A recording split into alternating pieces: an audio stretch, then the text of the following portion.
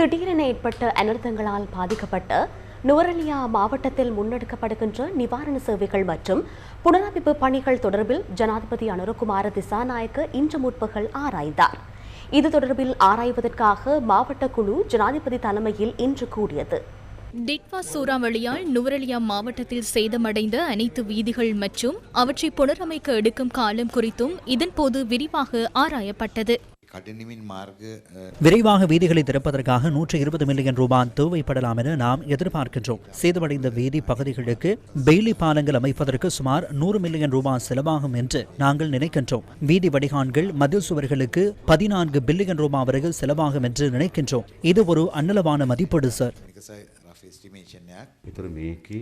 அவ்வாறாயின் விரைவாக நாம் வீதிகளை திறக்க வேண்டியுள்ளது. அதனை இந்த வருடத்தில் நாம் நிறைவு செய்வோம். பணம் இருக்கிறது, சரியா? இரண்டாவது, சேதமடைந்த வீதி பகுதிகளுக்கு பெய்லி பாலங்களை அமைப்பது. நான்காவது விடயம், அனைத்தையும் இந்த வருடத்தில் நாம் செய்ய வேண்டும். பாலங்களை கண்டறிய வேண்டும். வீதி அபிவிருத்தி அதிகார சபையின் முழு நாட்டுக்கான மதிப்பீடு 190 பில்லியனாக இருந்தது. அந்த 190 பில்லியனில் ஏற்கனவே ஒதுக்கப்பட்ட நிதி ஏற்பாடுகளிலிருந்து 40 பில்லியனை பூர்த்தி செய்ய முடியும் என்ற கருத்து அந்த பக்கத்திலிருந்து முன்வைக்கப்பட்டது. எனவே இன்னும் சுமார் 150 பில்லியன் தேவைப்படுகிறது. அதனை எங்களால் வழங்க முடியும் என்று நான் நினைக்கின்றேன். அதனால் இந்த எல்லா வேலைகளையும் தொடங்குங்கள். விரைவில் நிர்மாண பணிகளை நிறைவு செய்வதற்கு ஏதுவாக தேவையான நிதியை நாம் வழங்குவோம். வீதி அபிவிருத்தி அதிகார சபைக்கு சொந்தமான வீதிகள் மற்றும் உள்ளாட்சி மன்றங்களுக்கு சொந்தமில்லாத சுமார் 800 வீதிகள் எங்களிடம் உள்ளன. அந்த வீதிகளுக்கான பொறுப்பு வர்த்தமானி ஊடாக எவருக்கும் வழங்கப்படவில்லை. அந்த வீதிகளின் சில பகுதிகளுக்கான பஸ் சேவைகள் முன்னெடுக்கப்படுகின்றன. கிராமிய மக்களின் வாழ்க்கைக்கான போக்குவரத்து கட்டமைப்பு முழுமையாக இந்த வீதிகளில் தங்கியுள்ளன. அந்த 800 வீதிகளும் கவனத்திற்கொள்ளப்பட வேண்டும். நுவரெலியாவில் சில வீதிகள் உள்ளன. அரசாங்கத்தின் எந்த ஒரு நிறுவனத்துக்கும் அவை சொந்தமில்லை. அவை கம்பெனிகளுக்கு சொந்த. இந்த தோட்ட வீதிகளுக்கு என்ன செய்ய வேண்டும் என என்று தீர்மானம் எடுக்க வேண்டும். அது தொடர்பாக ஆய்வு செய்து வகைப்படுத்தி தொடர்புடைய நிறுவனங்களிடம் ஒப்படைத்து முடிக்க வேண்டும். இல்லையெனில் அந்த பகுதி மக்கள் அவற்றை பயன்படுத்துகின்றார்கள். அந்த பகுதி மக்கள் தேர்தலிலும் வாக்களிக்கின்றார்கள் இல்லையா? ஆனால் அந்த வீதியை சீரமைக்க அந்த பிரதேச சபைகளுக்கு உரிமை இல்லை இல்லையா? இப்போதுள்ள தோட்டங்களுக்குள் இருக்கும் வீதிகள் அவை தோட்டத்தின் செயற்பாட்டிற்கு அப்பாற்பட்டு பிரதான நகரத்துடன் தொடர்பை கொண்டிருந்தால் அந்த வீதிகளை நாம் அரசாங்கத்தின் கட்டுப்பாட்டின் கீழ் எடுக்க வேண்டும். அவை தோட்டத்தின் செயற்பாடுகளுக்கு மட்டுமேயானால் அதனை தோட்டங்களுக்கே வழங்குங்கள். ஆனால் தோட்டங்களுக்கு மட்டுமின்றி அவை பிரதான நகரங்களுடன் தொடர்பை கொண்டிருக்கும் பாலங்களாக இருந்தால் அவற்றை கையகப்படுத்தி பிரதேச சபைக்கோ அல்லது மாகாண வீதி அபிவிருத்தி அதிகார சபைக்கோ ஒப்படையுங்கள். இல்லையெனில் அவர்கள் பராமரிக்க மாட்டார்கள். ஆகவே மக்கள் தோட்டங்களுக்கு செல்ல மட்டுமா அதை பயன்படுத்துகின்றார்கள்? நகரத்திற்கு செல்லவும் அதனை பயன்படுத்துகின்றார்கள் இல்லையா? ஏனைய பொது வேலைகளுக்கும் அந்த வீதியை பயன்படுத்துகின்றார்கள். இதனிடையே நுவரெலியா மாவட்டத்தில் நீர்ப்பாசன கட்டமைப்பிற்கு ஏற்பட்ட சேதம், புனரமைப்பு பணிகள் தொடர்பிலும் மாவட்ட குழு கூட்டத்தில் ஆராயப்பட்டது.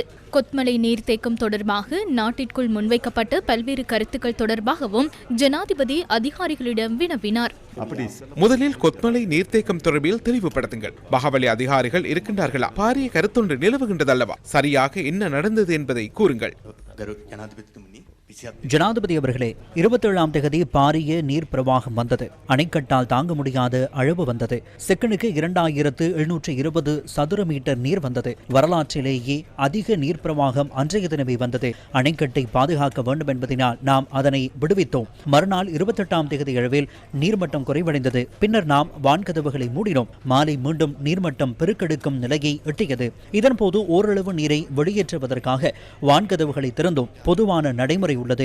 எச்சரிக்கை ஒலி எழுப்பப்பட்டதன் பின்னரே அதனை திறப்போம். அவ்வாறே செய்தோம். ஒலி எழுப்பப்பட்டதன் பின்னர் வான்கதவுகளை திறப்பதற்கு எவ்வளவு நேரம் இடைவெளி உள்ளது? 10 நிமிடங்களுக்கு முன்னதாக ஒலி எழுப்புவோம்.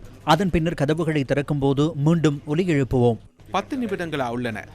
10 நிமிடங்களுக்கு முன்னதாக கண்டறிவதற்கான முறைமை இல்லையா? இன்னும் அரை மணித்தியாலத்தில் திறக்க வேண்டும், 1 மணித்தியாலத்தில் திறக்க வேண்டும் என முன்கூட்டியே அடையாளம் காண்பதற்கான சந்தர்ப்பம் இல்லையா? இல்லை சார், நீர் வரத்துடனேயே அது வரும். சில சந்தர்ப்பங்களில் திடீரென வரும்போது நின்றுவிடும். மின் உற்பத்தி நிலையம் இயங்கினால் நீர்மட்டம் குறைவடையும். 10 நிமிடங்களில் சிறிதளவே திறக்கப்பட்டது. சுமார் செகண்டுக்கு 170 சதுர மீட்டர்கள் அளவிலேயே திறக்கப்பட்டது. இது சிறிய அளவாகும், வெள்ள நிலைமை அல்ல.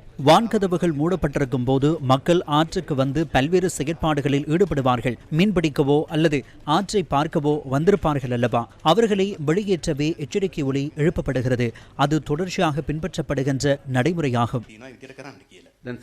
நீங்கள் திடீரென திறந்து விட்டதாக சில இடங்களில் கருத்து வெளியிடப்படுகிறது அல்லவா? இல்லை சார், திடீரென அல்ல. எமக்கு கிடைத்த நீரின் அளவை தாங்க முடியாமல் இருந்தது. நாம் படிப்படியாகவே அதனை திறந்து விட்டோம். நாம் இறுதி வரை கட்டுப்படுத்தி வைத்திருந்தால் கடைசி நேரத்தில் அதனை விடவும் திறந்துவிட நேரிட்டிருக்கும். அப்போது அதனை விடவும் அதிகளவான நீரை வெளியேற்ற நேரிட்டிருக்கும். நீங்கள் அதனை தொடர்ச்சியாக கண்காணித்து வருகின்றீர்களா? ஆம் சார், 24 மணி நேரமும் கண்காணித்தே நடவடிக்கை எடுக்கின்றோம். நுவரெலியா மாவட்டத்தில் 4700 ஏக்கர் நெல் வயல்கள் சேதமடைந்துள்ளதாகவும் அதில் 500 ஏக்கர் வயல் நிலங்கள் தவிர ஏனைய நெல் வயல் நிலங்களில் பெரும்போகத்தில் பயிர் செய்கை மேற்கொள்ள முடியும் என்றும் அதிகாரிகள் தெரிவித்தனர். சட்டவிரோத கட்டடங்கள், கால்வாய்கள் குறுகியதாக மாறியிருப்பது மற்றும் கிரகரி வாவியின் மதகை அகலமாக்காமை என்பனவே நுவரெலியா நகரம் வெள்ளத்தில் மூழ்குவதற்கான முக்கிய காரணங்களாகும் என அதிகாரிகள் இதன்போது சுட்டிக்காட்டினர்.